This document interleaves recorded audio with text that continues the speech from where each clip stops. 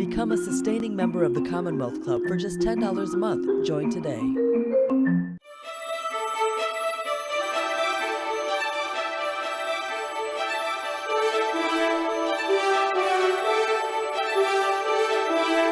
Welcome to the Commonwealth Club of California, your premier public affairs forum started in 1903 by community volunteers, people with ideas and urgencies, willing to educate the public about the important ideas and issues of their time.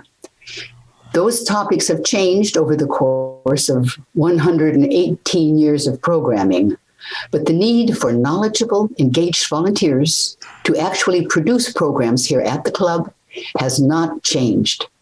If you think you have something to offer to the club by way of energy, specialized knowledge, an inquiring mind, and the community service, please contact the Commonwealth Club and inquire about the member-led forums.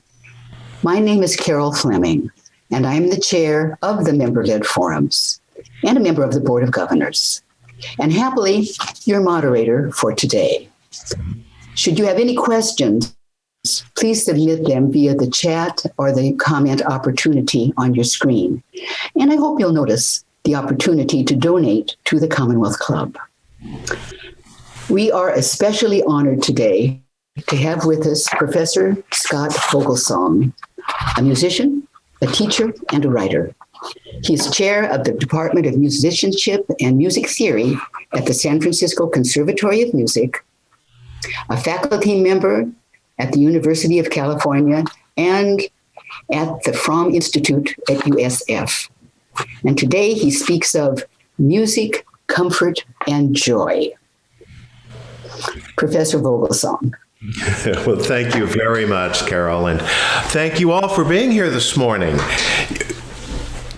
When we started talking about doing something like this, I flashed on a relative of mine who is facing very shortly retirement after a lifetime in law.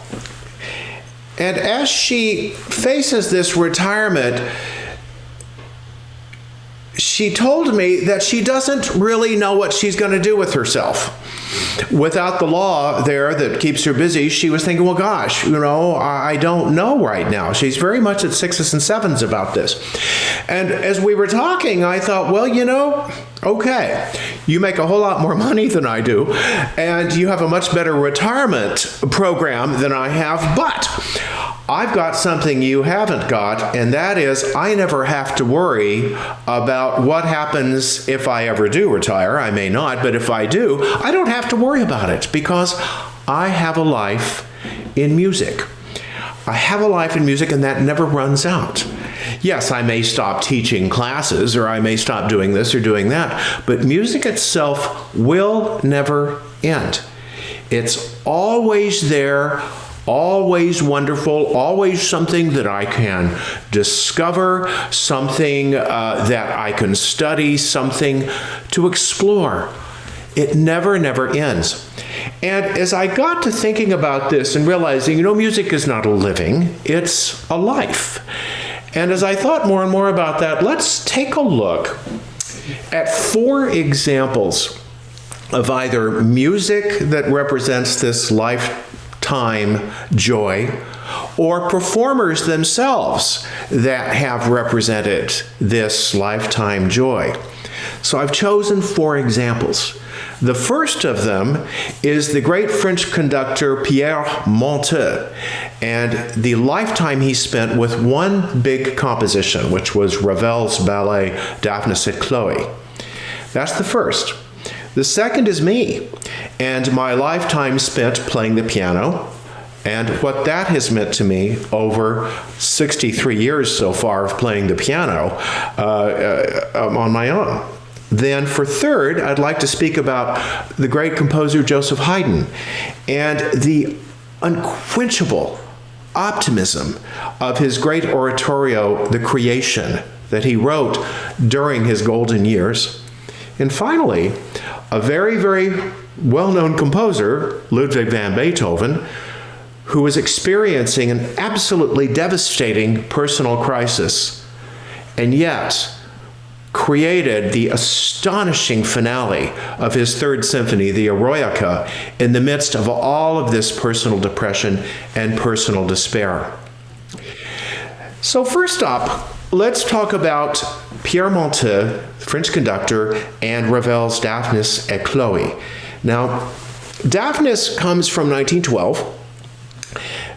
Ravel spent 3 years writing the score. He was a very slow, meticulous writer, and he had pretty much a green light from his producer, who was Sergei Diaghilev at the Ballet Russe in Paris. He had a green light to more or less do whatever he wanted.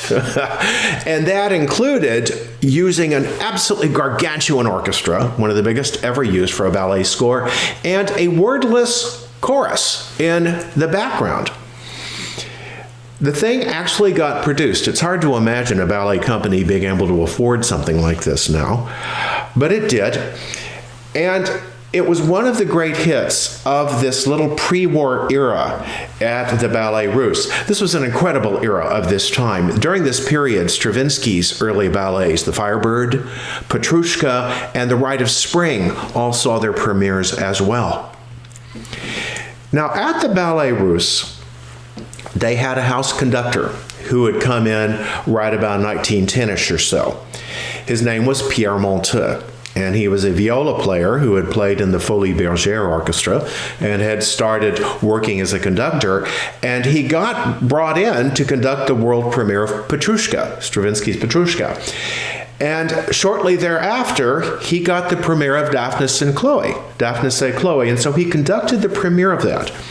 I should mention the next year he conducted the premiere of The Rite of Spring, which was a famous sort of riot in the audience that night. But he got these great premieres. Now, the name for many of you might be familiar, Pierre Monteux, if you've been here in the Bay Area for a while, because Pierre Monteux became the conductor of the San Francisco Symphony in 1935, and he remained our conductor until 1952. And after he left, he freelanced for a while, and then, this is wonderful, he got the directorship of the London Symphony Orchestra in 1961, when he was 86 years old, and he insisted, get this, on a 25-year contract. I love that. Talk about optimism, huh? This was his last, of course, major post as the conductor of the LSO. A few years before, he had conducted Daphnis et Chloe with the London Symphony Orchestra and chorus in 1959. So 1959, a beautiful modern recording, right? A wonderful, fresh, stereo, high fidelity recording. He got everything he wanted. And so we get this man who had conducted the premiere of the piece 47 years later, giving us this astounding recording. So what I'm going to do is I'm going to play one particular part of Daphnis et Chloe. I'm going to put up a screenshot for you here, a share, that not only gives you the recording of the part of it, but shows you a bunch of pictures taken from production of Daphnis et Chloe over the years, and some paintings of the legend as well. So here comes my share coming up, which will have this beautiful picture to start with, okay? That is here. You should be seeing this, I think, at this point now. And we want to make sure that I've got, yes, we do. All right, you're going to hear this performance of The Sunrise, which opens Act 3. Again, this is a ballet score. It's hard to imagine anybody could write anything this lavish and this out there for a ballet score. But he did. Here we go.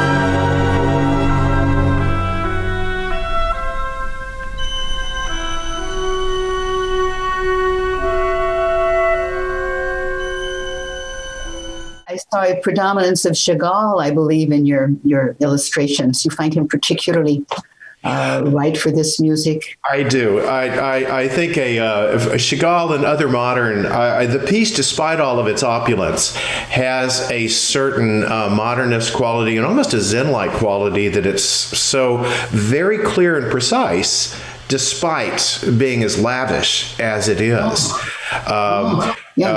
He was an extraordinary orchestrator. He would spend, I understand, he spent close to 6 months laying out the orchestration of the last 3 minutes of this, which is this huge bacchanal at the end. His catalog is very small. Ravel's catalog. It's just a few pieces because it took him so long to get everything the way he wanted. But everything's in the repertory. He didn't write any throwaways or any pieces that are an embarrassment or anything.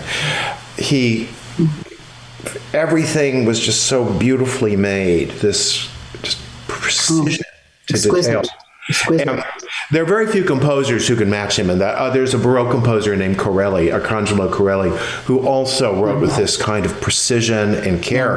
And Corelli's output's very small too.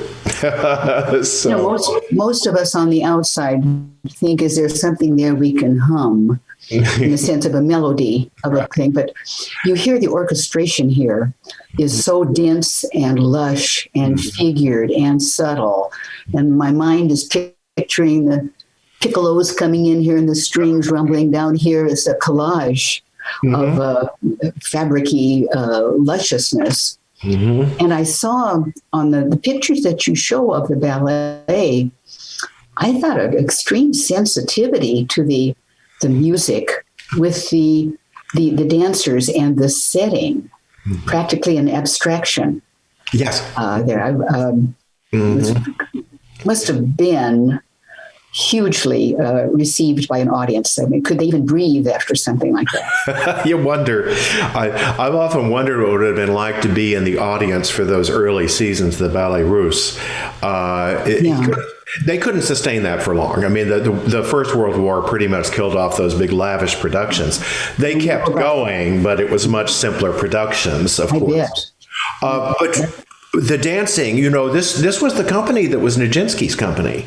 Nijinsky and Karsavina and Mikhail Fokine, all of these people that went on to dominate ballet in the rest of the 20th century.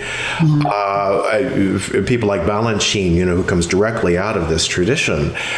This all started there. And with, Diaghilev and the Ballet Russe, this was one of those conglomerations of artists.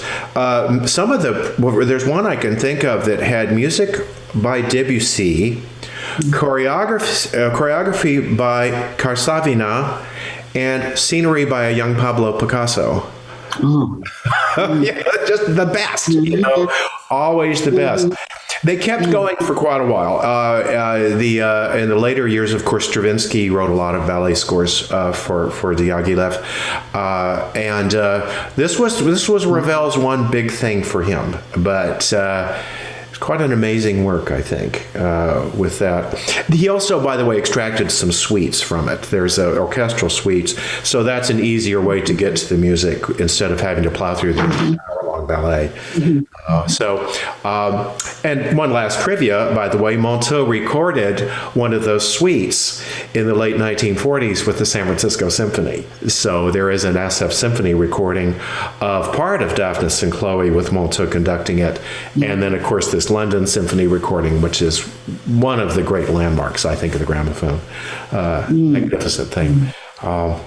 So this is the kind of music, that you think of a composer lavishing this kind of care on this, and then the piece just staying with us all these years, this wonderful joy of having a piece like this, and that now, thanks to recordings, we can visit whenever we want. We don't have to get an expensive ticket and go to the ballet. The fluidity and lushness of this music just seems to invent ballet. Yes. invent these flowing garments, the arm movements, the graceful pirouettes. It just, I think any of us can become a dancer to music like that. I think so. It makes us all look good, doesn't it? Even a two left feet person like me. I doubt that. Oh, most musicians can't dance. We're notorious. So, well, let me move on a little bit, and then let's get into my own experience here in music, which is, of course, has been pretty much, I would have to tell you, a really a lifelong fascination. Of course, the piano. I actually started playing when I was 4 years old, and my parents bought my sister a little upright spinet piano, and she never took to it. The music was just never going to be her thing, but I commandeered it, and I was getting lessons by age 4. So the piano for most of my life, especially as a child, it wasn't learning pieces from music and playing. I could do that, but I was very reluctant. I didn't honestly really like that very much. And most of my teachers kind of thought I was a talented but recalcitrant student who wouldn't practice his pieces properly. What they didn't know was that I was sitting at home improvising like crazy, making up music left and right, and playing by ear, things I'd heard and just playing them back. And I did that constantly. For every 15 minutes I spent practicing my Mozart sonata, I was playing 2 hours of just kind of going at it. And I never let the teachers know that. I was kind of, I don't know, somehow embarrassed by it or something. I don't know.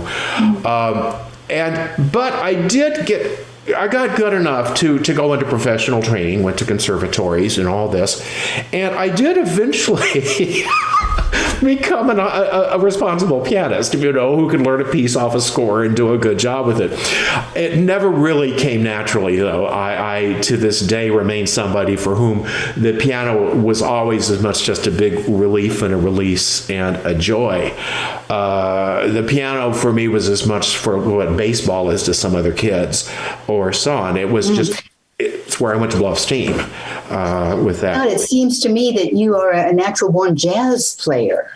Well, I think I would have been, and I also, in a different era, I think I might have become like a songwriter or like a Broadway-type composer. I don't know how good I would have been, but in a different era, I might have been that. It's also pretty clear that part of my talent was in some ways a composer's talent. But of course, I grew up in an era when composition was maybe a little, there's a lot of really pretty awful music going out there. And when I got to conservatory, I just didn't want to have anything to do with the music I was hearing around me. It was all the serialist music and all the blip blop. And so I never did pursue it. I never did. But I did, of course, become a reasonably responsible pianist. And I, still play. And one thing that I recently did, I wanted to share this, it was kind of fun, is I played a piece for a colleague of mine who was receiving an award, and we did a little ceremony, for her. It was a Zoom thing. And so I decided, she had asked that I play something. And so I played a Rachmaninoff prelude.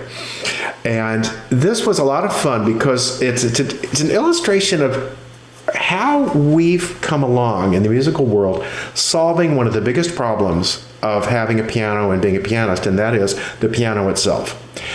Pianos, they're big, they're heavy, they're expensive, especially nowadays. $100,000 or more, right, for a decent instrument, much more. They're loud. Unless you live in a house like I do, you can't really have a piano comfortably because you're going to drive your neighbors nuts. Well, digital technology has come to the rescue in many, many ways. And this particular recording, which I made sitting right here on this thing right here, you see, it's like, it's piano. And what I did is the recording is made using a piano, software piano, that actually runs on my computer. It's a software instrument, many, many, many gigabytes of data that it requires, very, very large gigabytes, and it very faithfully samples and reproduces the sound of a 9-foot Hamburg Steinway. Very, very accurately. It's extremely good. And then when I made the recording, I made it live. It's a recording I made using Zoom. But the computer is making the sound. I'm playing on this over here. I'm playing on this, but it's not making any sound. It's simply controlling the computer. So it's all done with this very high-tech stuff. Wow. But the recording comes out sounding for all the world like I'm sitting at a Hamburg Steinway in a concert hall. And it's all nuanced. Everything I'm doing gets captured perfectly by it. And I could do it right here in my home office family room, which is where it is, without having to rent a hall, without having to rent a piano. This was during the pandemic, so I did not have to risk anything. And I made it as a video recording with the sound. So I'm going to go ahead and share out my screen for this now. And this piece is a early 20th century work by Sergei Rachmaninoff. The great Russian piano composer. This is very much a product of the 19th century. He lived into the 20th, but his writing was fundamentally 19th. I made this recording of this just about a year ago.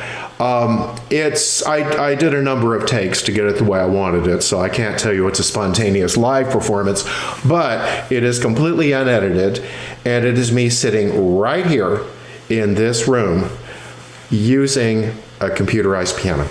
So here we go.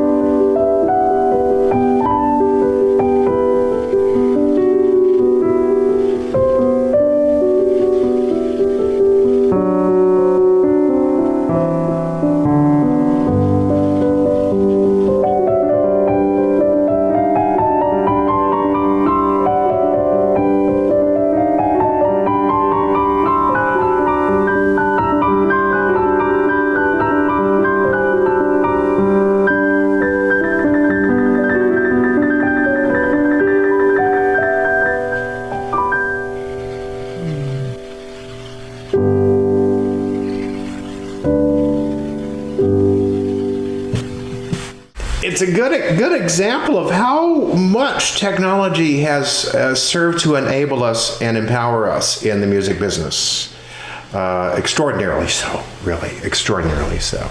That these sort of things are possible and doable now. So some people who think that like digital pianos sound fake or so on, no, not anymore. Yeah, and they don't feel fake either. It's that instrument I use it's got the same action as a full-size piano. So amazing. I'm full disclosure. I'm one of Mr. Vogelsong's devoted students at the From, and we see his piano there in the corner as he teaches us. Mm-hmm. And I thought, well, that's just his little practice piano. His Steinway is clearly off camera somewhere. I'm sure he has one of these marvelous instruments, but no, that's all in. That is not just a little Casio keyboard, is it? Oh no, that's a Clavinova. That's a Yamaha Clavinova, and at the time I bought it, it was top of the line. It's designed to be a working musician's instrument, and so it makes its own sound, of course. I mean, if I want to, but the fact is, it cost, of course, a fraction of what a Steinway would cost. It weighs about 400 pounds, so it's because it weighs about the same as your average spinet upright piano, and but no, these are your way to go. But they also don't need tuning, which is nice. About every 2 years, I have a tech guy come out and work over it because it does. They do develop keyboard problems and so on. Well, how long has an instrument like this been available? And fairly, they started about 20 years ago, more. The technology to make this happen has been around actually since the 1970s, but it had to be refined, of course. The same sort of technology that makes computers better and better makes one of these because they are inside. They are computers inside. They have memory and storage and processors and the whole bit. So the latest versions of these are even better because they can do fancier processing and they got more memory. This instrument's about 10 years old. So it's, they keep getting better and better. And but for people looking for a home piano, I always recommend they get something like this. Not the little cheap, plasticky things, but get something like this. It's about the same weight as a spinet piano and same size, but it's way cheaper to maintain, much more reliable, and for the cost of a service call every couple of years or so to get some adjustments made, it should last pretty much forever. The only downside, of course, is a real piano you can play when the lights go out. Yeah. But you said this can revert to being a real piano, in a switching off the power. Yeah, but it won't play. It requires power to work. Oh, I see. Yeah. Okay. Itself, when it's making its own sound, which I just turned it on to make its own sound. This is how it sounds by itself. Which is quite good. But if the power goes out, you won't hear anything but clunking from the keys.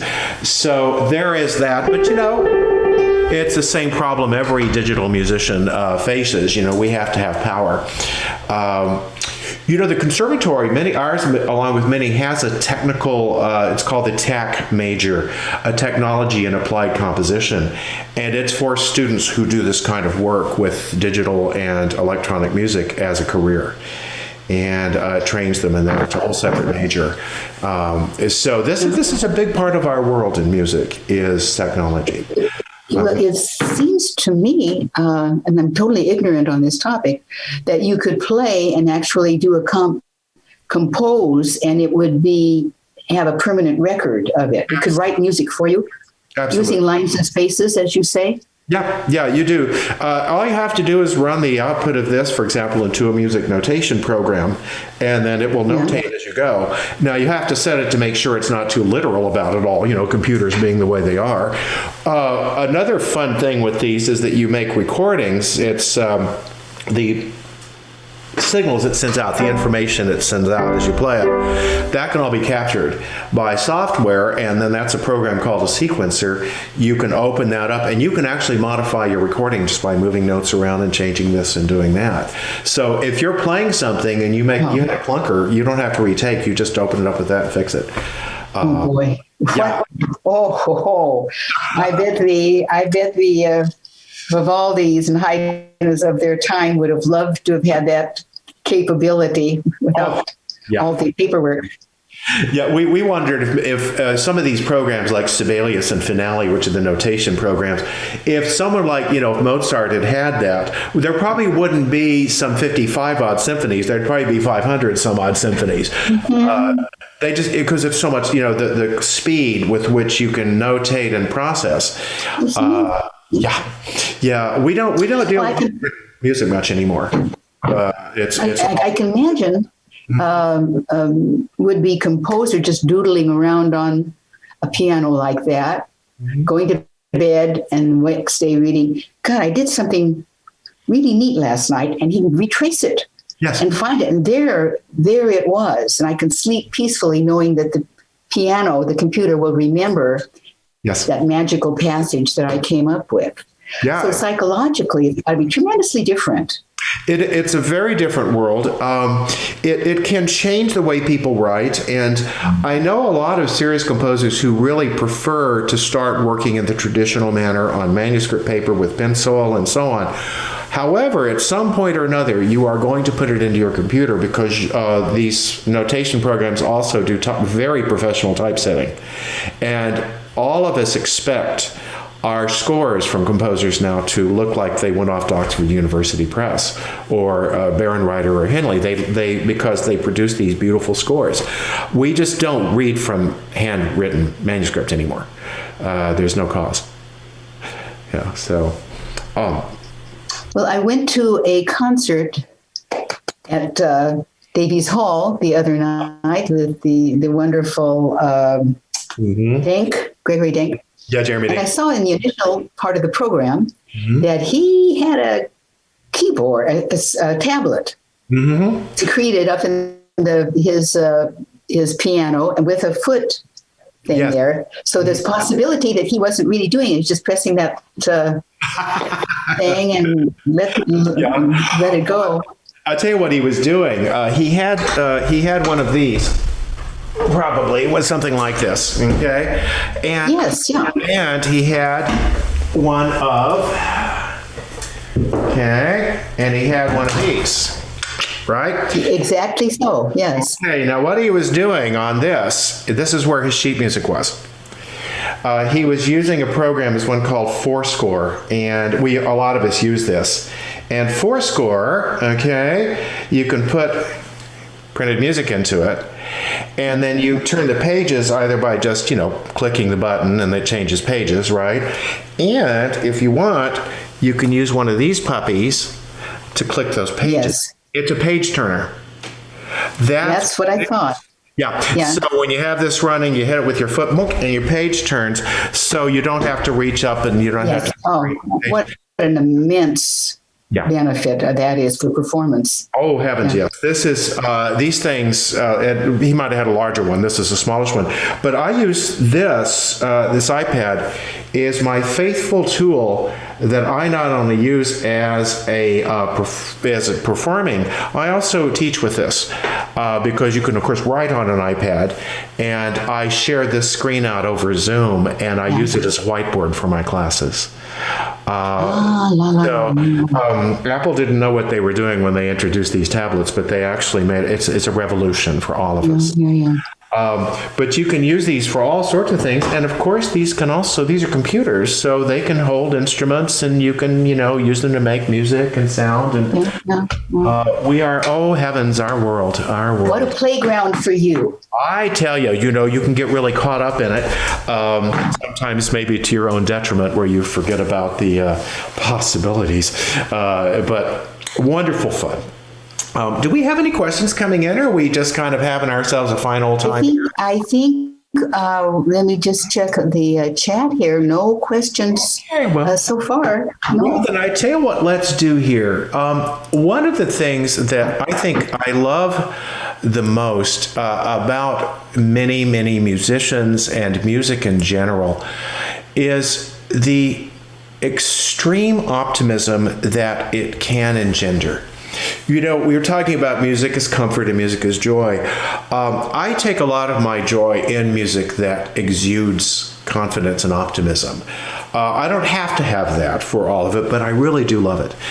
And this is one of the reasons why if somebody asked me what era would you like to live in if you're not living in your current era, I would choose the second half of the 18th century. Because that's the Viennese classical era in music. It's the Enlightenment, you know. Yes. And one of the reasons, this is Haydn and Mozart and young Beethoven. And I would choose this era also because of the extreme optimism they had. They knew that we can't fix human nature, but maybe we can do some work on human society. Maybe we can make this a little better. Maybe we can improve government. Maybe we can make things better. And that sense of optimism permeates this era. And Haydn, above all, he's a product of this era. He's almost an exact contemporary of George Washington, so that's a good way to look at him. Haydn wrote music that's so often full of mental health, very much so, full of optimism, full of joy. He is a non-neurotic composer. The kind of neuroticism that we sometimes enjoy in music, and I do too, you don't really find it in Haydn. What are the cues for this optimism? Are we talking about C major? Oh. Well, in a way, but what we're really talking about is an overall approach to writing music in which the structure is very clear and clean, beautiful melodies that gonna stay away from the darker chromatics and so on, but at the same time, though, not going insipid. There were a lot of composers who went for, at this era who wrote very insipid music. It's not optimistic. It's just nice, like nice music, and yeah, it's too nice. He was never that. There's an energy, there's a strength, a great deal of intellectual rigor in his music.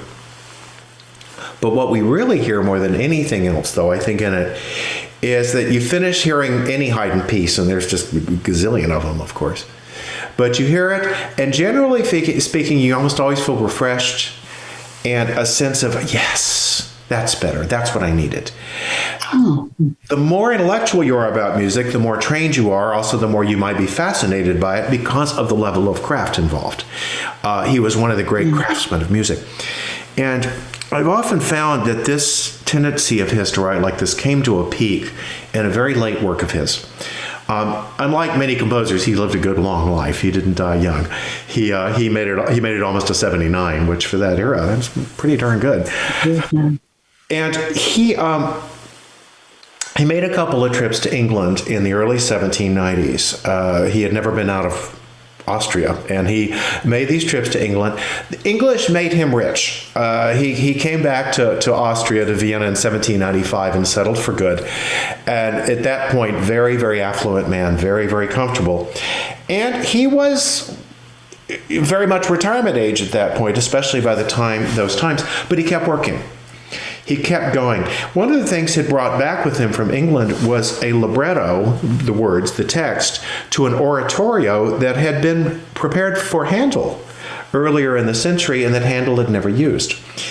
It was a libretto based on the 6 days plus the seventh of the creation, as in the book of Genesis and in Milton. It's called The Creation.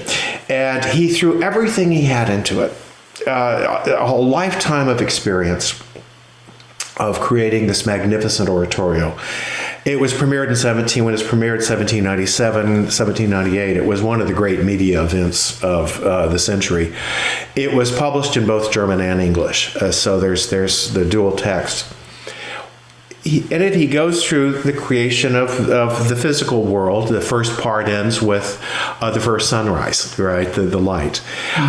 In the second part, the creation of the animals and all of the flora. And in the third part, humanity. And I find it interesting that the story stops just short of the coming of the serpent in the Garden of Eden. They don't go to that moment, right? Interesting. Yes. It ends with the newly created humanity in a state of absolute grace, and so on. And it's exemplified by a wonderful tenor aria that's in here. And it's a sentiment that you probably wouldn't hear so often in our modern world, because the sentiment of the human being at creation is in native worth and honor clad. So this vision of humanity as inherently good. Yeah.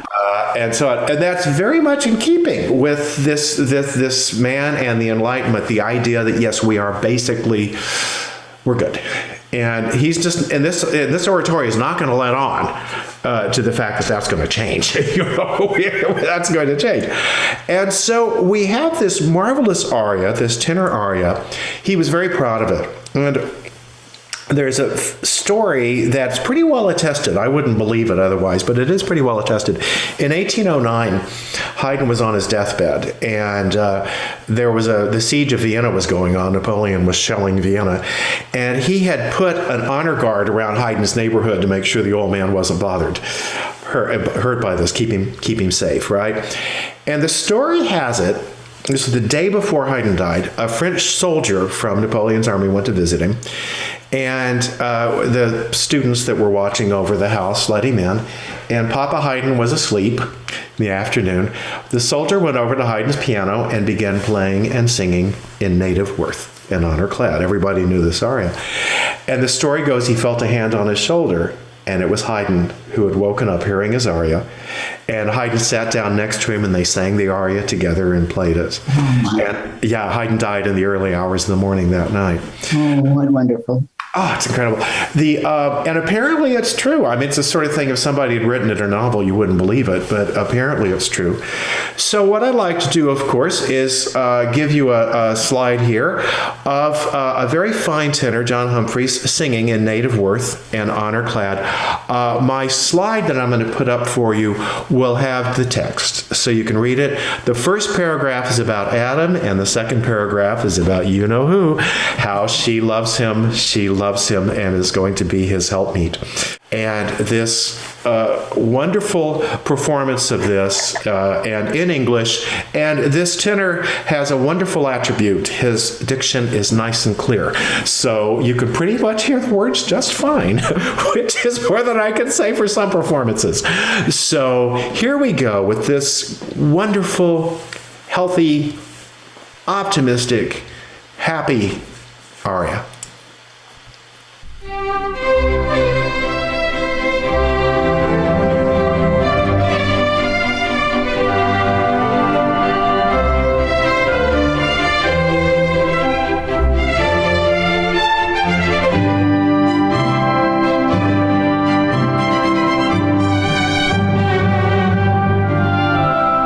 Native worth and honor clad with beauty, strength,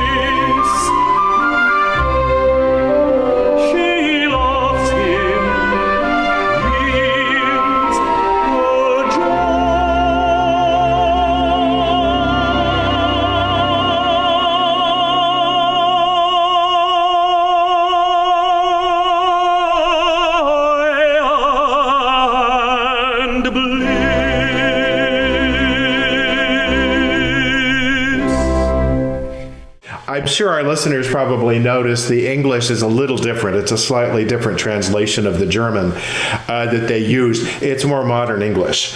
And I rather like him saying she loves him rather than bespeak him love, which is a little, stilted. So the translation's a little more modern and so on. But it's certainly a very, very optimistic and wonderful, heart-filling piece. With that, we seem to have a question here. I think, do we? I was wondering if we. We do, and I'm interested in this question about: do musicians need an audience to get the most enjoyment of playing their instrument? Well, that's a wonderful question. Thank you. Yeah. It's wonderful. Well, I would say it's a different experience. All right. When you're playing for an audience, your attention needs to be on your audience. You need to be thinking of them. What am I giving them? How are they responding? We are there's a silent communication from their side to the stage, but you feel it. And so there's this feeling of the need to reach your audience. And so it's much more outward. Now, when you're playing on your own, say you're just home, on the piano, it's all inward. And so you are much more playing for you. You are much more doing it for yourself. And so on. So there's a very different feel to it. Part of a musician's training is to learn to make that shift. And many of my students in some of my more performance-oriented classes, like the sight singing classes where we do a lot of singing, and as I have to tell them, it says, if you're home working on your own, singing to yourself or playing to yourself, and if something goes wrong, you can go back and change it and fix it. But you do that on stage, you're going to confuse your audience. You have to make sure that you keep going. And so we need to learn to make the shift. And I always tell them, you have to imagine that in row 5 center, you have a listener there. I call her Agnes. That's my name for her, but whoever you want. She bought her ticket. She wants to hear you, and she wants to have a wonderful concert. You're doing all this for her. Everything you do is for her, making her happy and giving her a good night. So your habits that you develop as a private musician are not going to serve you well here. You're going to have to make sure that you're thinking more outwardly. Just for example, if you make a mistake, don't go back and correct it because it confuses them. Just plow on, keep going. The same thing is true, by the way, in public speaking. Don't go back and correct something, even if you mangle a word. Just go on. People will make the connection, So this difference that we have, the obligation to our performer, to our listener that we must make, plus then, though, our obligation to ourselves to make it work for us. So we live in these two worlds. We go into music for ourselves, I think, most of us. We want to be part of this life in music, this career in music. We want to be part of it. So that's this very self-oriented aspect to it. And that's great. There's nothing wrong with it at all. But if we are performers, we're going to be spending a lot of our career other-oriented, reaching out.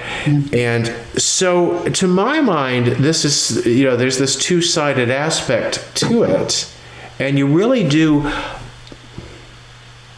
change personas when you are performing for an audience. So speaking as a choral singer myself, the presence of the audience is everything. When you walk out and you see hundreds of people there with their rapt faces waiting for you, the thrill, the adrenaline is sky high, and it makes the experience that no rehearsal can touch. Now, the performance is a whole special animal in and of itself. It really is. There's of course, the risk of the live performance, of course, especially if you're a soloist. if things go wrong, oh my heavens, and that's part of learning is how to cover. We all find ways to cover. But it's a big thrill, and often you learn a lot about playing a piece you've been studying for a while. It usually doesn't settle down until you've had at least a couple of live performances or more. For example, if you're going to do a commercial recording of a piece, you've got to have performed it in public quite a bit first. It changes it. It really makes a difference. And only live performance can do that. Only getting there in front of the audience will bring the piece to life for you at that level. And so I agree with that completely. I mean, there's something totally different about it. However, for those of us like pianists sitting at home and just being, doing music, well, that's a beautiful thing in and of itself. It's a form of meditation in many ways. Many musicians learning to practice, which of course is one of the great arts to this, learning to practice effectively. Some of the things we have to deal with are some of the problems that meditators have as well, that the mind starts creating all kinds of problems for us. The monkey mind. The monkey mind. And we start having to learn not to buy into that. As one of my teachers said, you have to treat this like you're on the platform of a train station. There are trains going every which way. You've got hands full of tickets, but you never get on those trains. You just stay there and you be you and you do what you're doing, and don't get carried away by whatever's happening in your mind while you're practicing. So that's one of the great arts to being a musician, is learning to practice effectively, which means efficiently, productively, and not wasting a lot of time just sitting there, if you're getting a concert ready, playing and just in fantasy land, because very often what you're going to do is you're going to reinforce a lot of bad habits, and you're going to hammer things in. You have to be both focused and mindful. You do. What your goal is. Yeah, I spend quite a bit of time as a teacher. I would say the bulk of my time actually as a teacher, teaching students how to practice, which is something I teach me how to do as well, because I've been prone to all of these problems. When you practice and then your mind just goes elsewhere, and you're off somewhere else and you don't even realize it, Speaking of teaching, this pandemic must have changed your life as a teacher. Oh, How you speak to your field and your students. What kind of changes did you have to go through?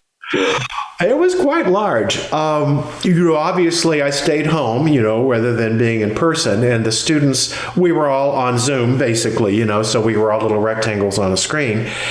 I would say that the certain topics that I teach, such as music theory, which are mostly lecture-based, some interaction, but mostly that transferred easily. That was the use of my iPad as a whiteboard with staff lines on it and doing a lot of that. But performance-based courses, which is what ear training courses are, those had to undergo a lot of changes. For example, we could not do any ensemble singing together. The lag in Zoom just makes that completely impossible. And so to replace that, for example, I had my students doing singing together with recorded piano accompaniments that they would play the accompaniment, sing to it, and then submit that as a file. I had to rewrite almost everything I do. As a matter of fact, many of my colleagues had the same experience. We were able to make it work pretty successfully. It was a lot more work for us and in some cases for the students, but they were quite good about it. One of the difficulties we had is that some of the students were not here in these time zones. We have a number of international students and they were away where they are, and so they could not participate in real time. They would have to watch recordings of the class and then submit stuff later. That was a big challenge. But along the way, I also learned a bunch of new techniques of doing things, which I will be carrying forward when we return to live teaching in the fall. As I mentioned earlier, the use of the iPad became indispensable, and I will keep it with me. I will be using it in my classrooms. Okay? So that has been the biggest change. Some of the students have undergone some emotional difficulties with these changes, and we've had to roll with that and work with that, of course, including us. We've also had sometimes to deal with this feeling of isolation and that. But we made it through. We made it through. As departments, we talked together. We came up with strategies, and with the support of our schools and our students, we made it through. We've made it through. We're in the last week now, so we've emerged successfully. May it be so from your lips to God's ears. I tell you, well, as a prom student, I had to change my delivery style for prom too, right? So we had to make a difference. Yes. But we did it. We did it. And we have a request now. Mm-hmm. Would you play something for us right now that you think is something you would like to say with your fingers? Well, I've only got a few minutes, so let me do something very, very simple, all right? A little something, but something we all know. Okay? Something we all know.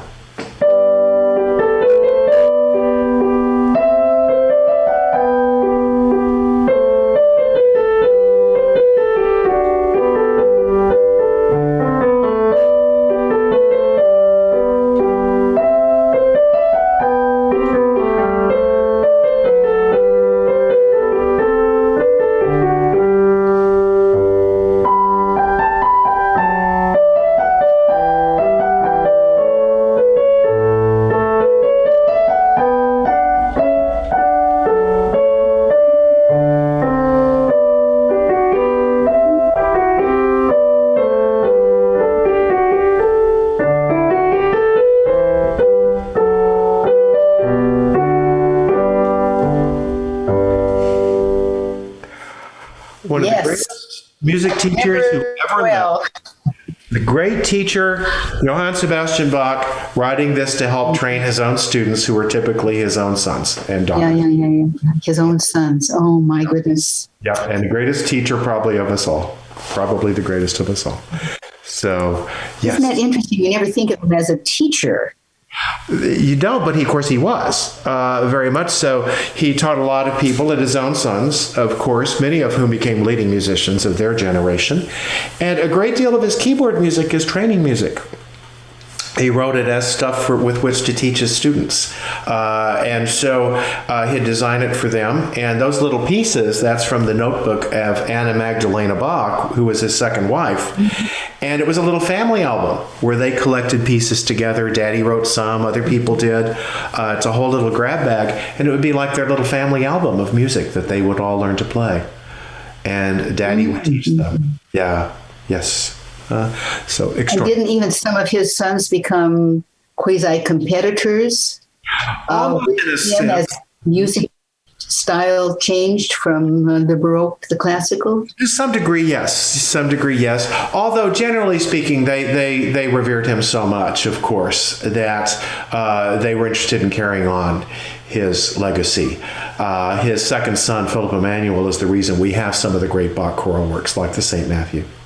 So he protected them and passed them on to us. Mm-hmm. So, some time ago, Scott, I remember reading a passage in something that where someone had done a very early treatment of all the keys available, that some were better for happy or sad or mood or anger. Have you come across that?